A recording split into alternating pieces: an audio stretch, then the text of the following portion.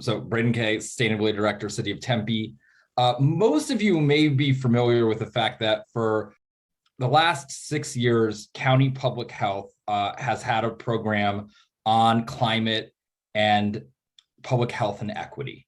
And so that was first funded, that first funded some work that they did with the Institute for Sustainable Communities out of Vermont. And then they got some additional funding from another source, and it was Violsa Barisha. Many of you have had the opportunity to work with her, spearheaded that effort. When we knew that that funding was starting to run out, we knew that there was an opportunity to figure out what our regional resilience coordination and work looked like beyond that funding. And so we got to the point where we knew we needed to get some people together to understand how to create an effort beyond what the county had started. And so I got introduced through different contacts at USDN to Katherine Gajeski, and we've been now coordinating on doing a series of interviews and deep listening around a lot of the partners that have been working with the county and some additional partners to understand what the opportunity is. And so I think we all know that to do a lot of the things that we want to do as a region, whether it's the clean energy economy or clean air or collaboration on drought, that a lot of the work having to do with making our region a thriving region in the future has to do with us all working together and our jurisdictions all working together and us having more regional approaches and more regional investment. And especially now that there's philanthropic and federal funding that potentially could be coming our way, it's really time for us to get organized as a region. And so you'll hear about the listening that Katherine has done, her thoughts on where this work could be going, as well as some of her thoughts on how we best take advantage of both some federal and philanthropic opportunities that may be coming down the way. And so with that as the general frame, I'll pass it over to Katherine. Great. Thanks, Braden.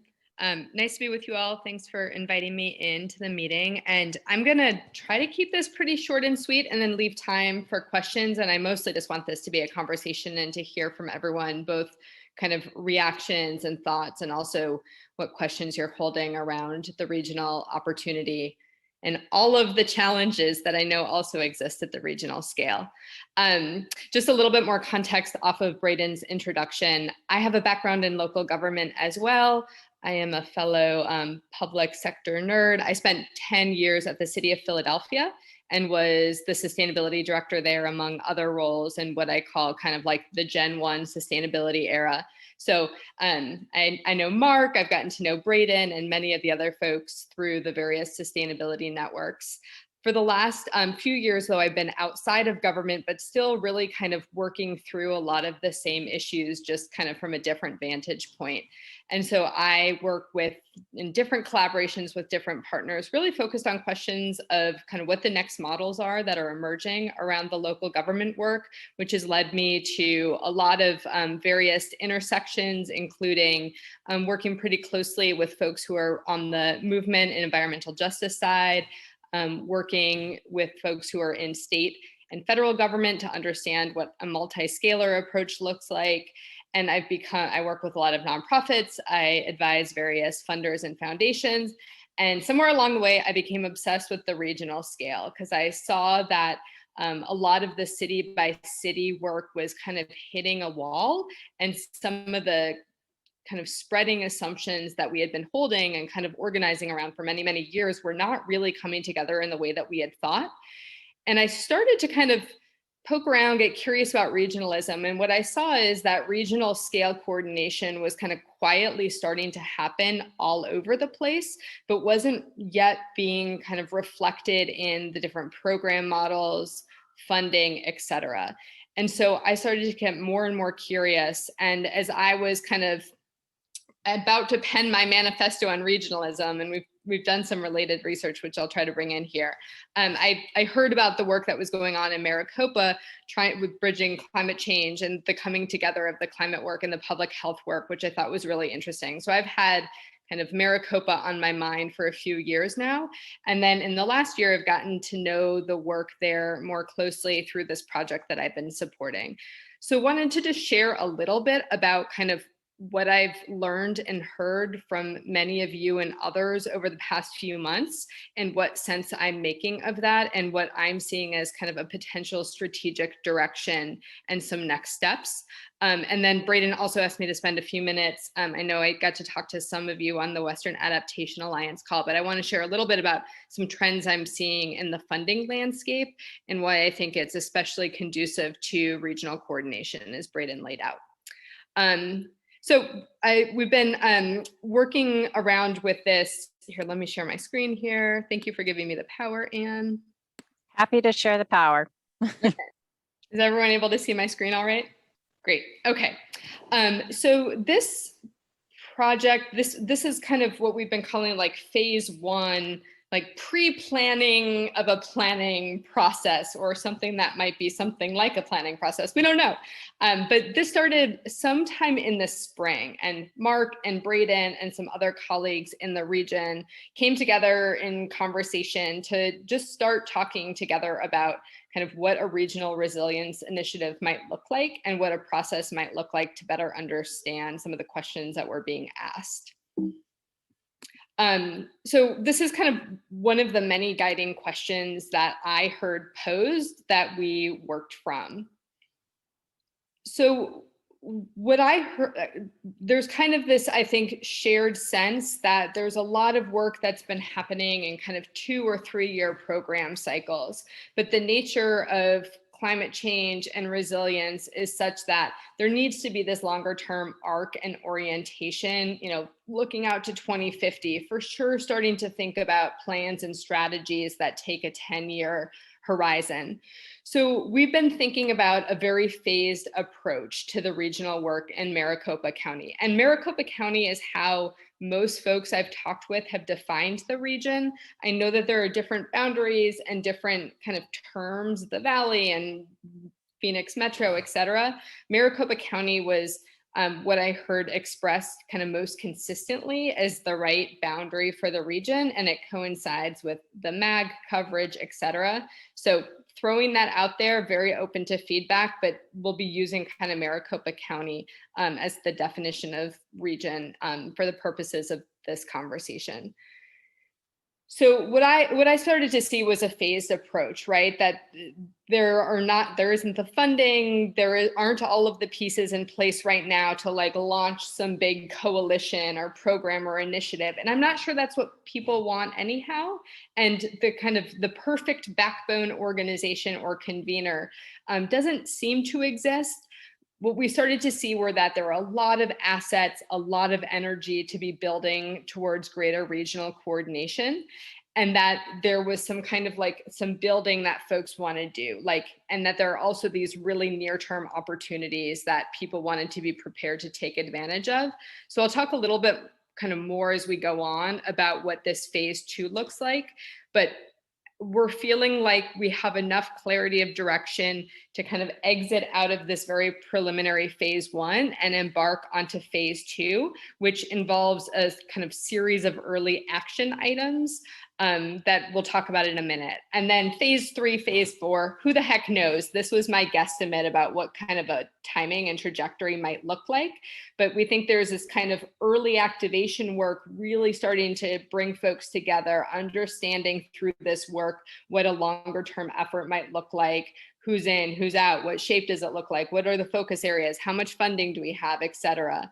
And then kind of go into a phase 3 from there that might be building towards a more formal coalition. And then of course, you're gonna be prepared to change the world by 2030-ish.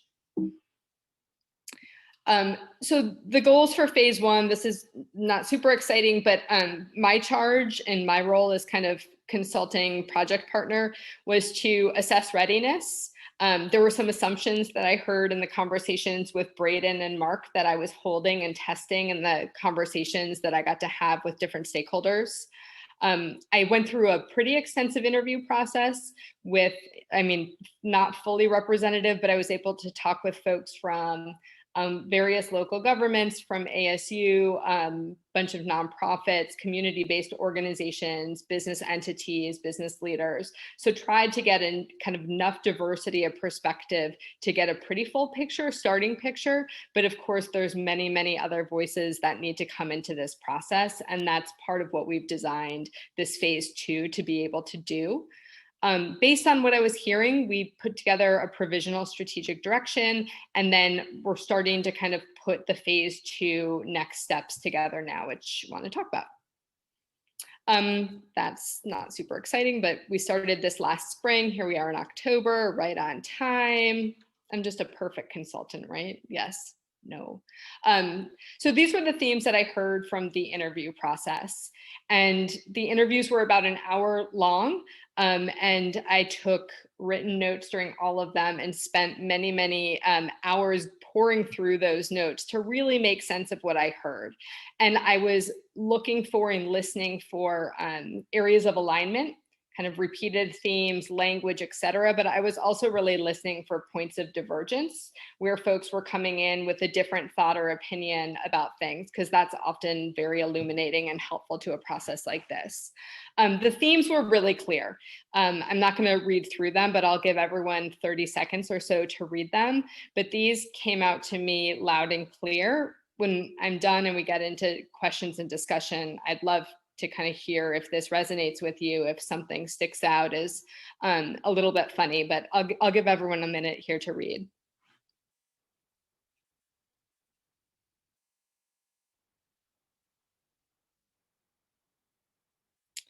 Okay, so I started to think about, based on what I heard, what are some kind of implications? I heard a lot of readiness, a lot of recognition that there's a lot of activity underway in the region.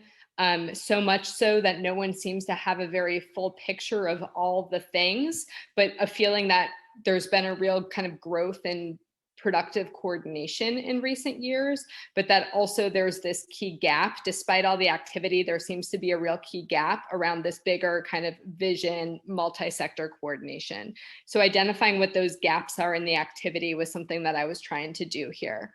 I didn't hear anyone say like, and I think this is a really positive thing. I think folks have read this as a negative. I see this as really positive because it gives you room to move.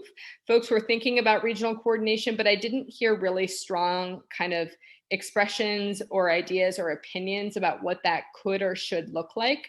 A lot of openness, but not necessarily like explicit pitches that people were making or kind of already formulated concepts that folks were holding.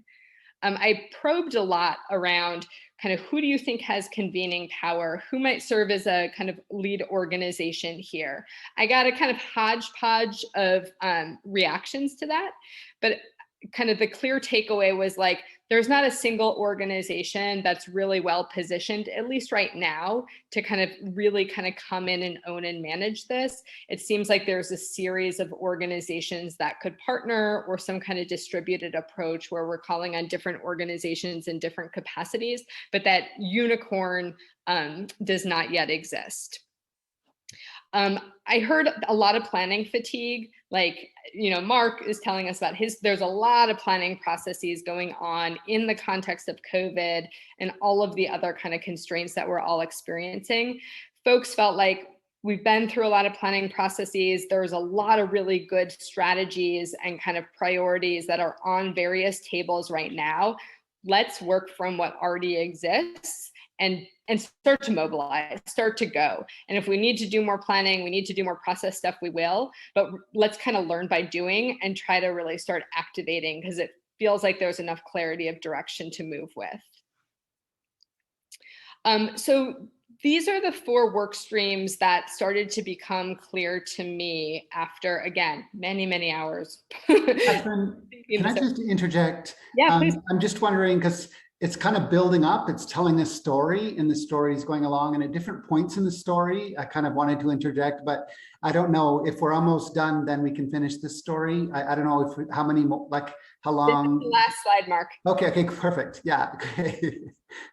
Okay, So, and this is exactly to Mark's point, kind of where I want to bring others in here to kind of bring other perspectives in. What did I miss? What's not clear? And then would love to open it up for conversation. But the 4 work streams that I started to see from this are, one, kind of first and foremost, a real need and a real opportunity to be doing some more kind of bridging and relational work and co-creation work between the city's local government and community partners, and with a real bent towards an equity lens. And community engagement came up again and again from the government partners I talked to as something that they want to do more of. 2, a lot of opportunities and kind of needs that I bucketed under climate governance and building up the regional climate governance kind of structures and mechanisms to support kind of more proactive regional climate forward policy and programs. The business community, the politics in Arizona are such that, and in the Valley are such that the business community has a lot of power, a lot of influence. There's a lot of readiness, it seems, from the business community to be more forcefully engaged on climate, but not yet kind of a go-to organizing platform. So I identified that as an opportunity. And then lastly, a lot of tables, a lot of places, but still some gaps in kind of convening and dialogue that folks seem to want to create space and fill. So bucket 4 is a little bit of a catch-all, but recognizing that there are some specific areas for learning, coordination, convening that still need to exist, especially in the regional context. So I've started kind of taking all of the specific ideas that I've heard so far and building out from these work streams a pretty detailed action plan to think about, well, what could it look like if we were to begin to activate work in 2021, 2022 to make progress in each of these areas?